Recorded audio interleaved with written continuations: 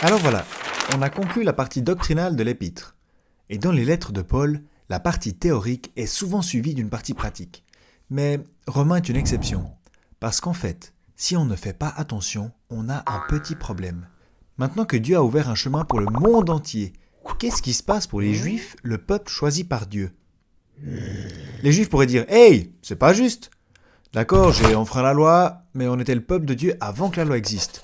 Tu ne peux pas inclure les nations dans le deal juste comme ça.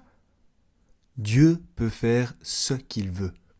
Et encore une fois, il peut le faire sans compromettre sa justice.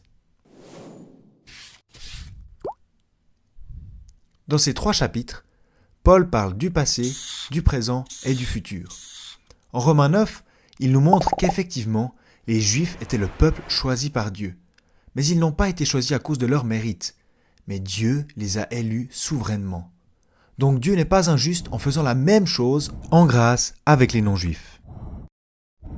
Ok, les Juifs sont coupables, mais est-ce que ça modifie les promesses faites à Abraham, Isaac et Jacob? On peut voir aussi ici combien la justice de Dieu brille.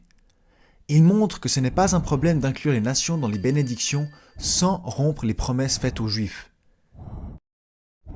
Le premier exemple est Abraham. Les Juifs disent « Parce que je suis un descendant d'Abraham, je possède un droit exclusif sur les promesses faites à mon arrière-grand-père. » Mais Paul explique « Attends, il y a des descendants d'Abraham qui ne font pas partie d'Israël. Tous ceux qui descendent d'Ismaël, un fils qu'Abraham a eu avec sa servante, ne sont pas israélites.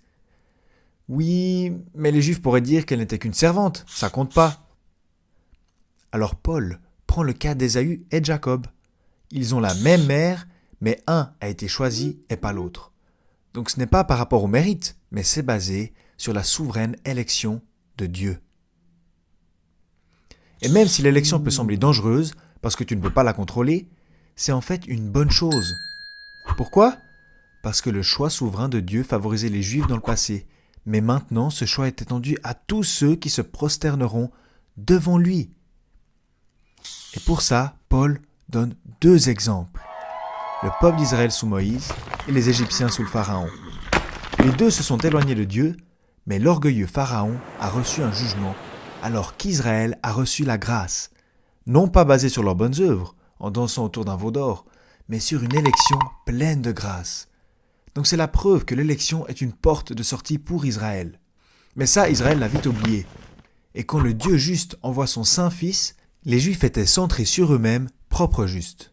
Jésus, le Messie, a exposé leurs péchés, encore et encore, et c'est pour cela qu'ils l'ont crucifié.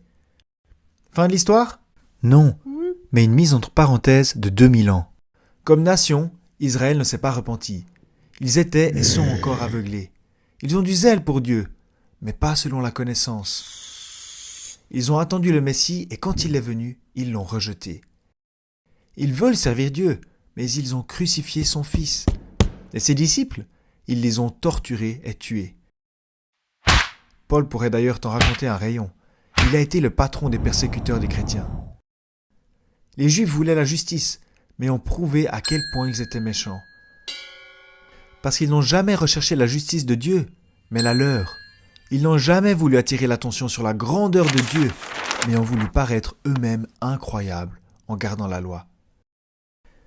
Alors Jésus est venu pour mettre un terme à tout ça. Il était vraiment magnifique, et par sa beauté pure, il a exposé le maquillage superficiel de l'élite théologienne de l'époque. Il a gardé la loi et a exposé leur propre justice religieuse.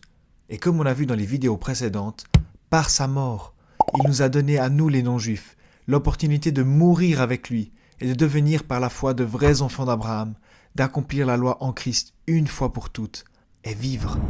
Et par cela, Jésus-Christ a créé une nouvelle entité étrange mais incroyable, l'Église. C'est une nation qui n'est en fait pas vraiment une nation. Dans l'Église, il n'y a pas de distinction entre les Juifs et les Grecs, parce que l'Église a un appel céleste. Mais l'Église n'est pas une fin en soi. Elle est là pour proclamer l'Évangile et pour provoquer les Juifs à la jalousie, comme le prophète l'a dit. Je provoquerai leur jalousie par ce qui n'est pas un peuple. Je provoquerai leur irritation par une nation sans intelligence. Israël a failli. Maintenant la question est, est-ce qu'Israël est rejeté pour toujours? Est-ce que l'Église est maintenant le vrai Israël? La réponse dans le chapitre 11 est non. Ce n'est pas terminé pour Israël. Israël et l'Église est l'Église. Avant la période de l'Église, il n'y avait que deux groupes de personnes, les Juifs et les non-Juifs, souvent appelés les Grecs. Mais après la résurrection, Paul en 1 Corinthiens 10, 32 parle de trois groupes de personnes. Ne soyez une cause de faux pas ni pour les non-Juifs, ni pour les Juifs, ni pour l'Église de Dieu. Les Juifs sont clairement une entité distincte de l'Église. Mais alors, quelle est la relation entre l'Église et la nation juive? L'Église a un appel céleste. Elle n'est pas de cette terre, elle n'a aucun futur ici-bas, mais son futur est dans le ciel. Durant le millénium, l'Église va régner avec Christ depuis les cieux.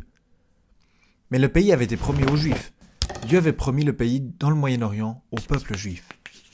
La promesse était sans condition et unilatérale, et même avec la connaissance qu'il tomberait dans le futur, les dons et l'appel de Dieu sont irrévocables. Donc Israël a encore un futur glorieux ici, sur la planète Terre. Mais pour l'instant, l'Église est ici pour rendre jaloux Israël. Dieu aime son épouse céleste pour rendre son épouse terrestre jalouse. Mais Paul avertit les nations de ne pas être arrogants. Il explique que pendant qu'Israël était un olivier cultivé, les nations étaient un olivier sauvage qui a été greffé. Mais seulement par la foi, pas sur le mérite personnel. Mais il regarde déjà vers l'avant, à un moment où les branches naturelles seront greffées à nouveau sur leur arbre d'origine, lorsque l'entièreté des nations sera entrée et que tout Israël sera sauvé. C'est merveilleux. Dieu utilise la désobéissance des Juifs et des païens pour démontrer sa justice et afin qu'il puisse faire grâce à chacun. Je pense qu'on peut se joindre à l'émerveillement de l'apôtre. C'est de lui, par lui et pour lui que sont toutes choses. À lui la gloire dans tous les siècles. Amen.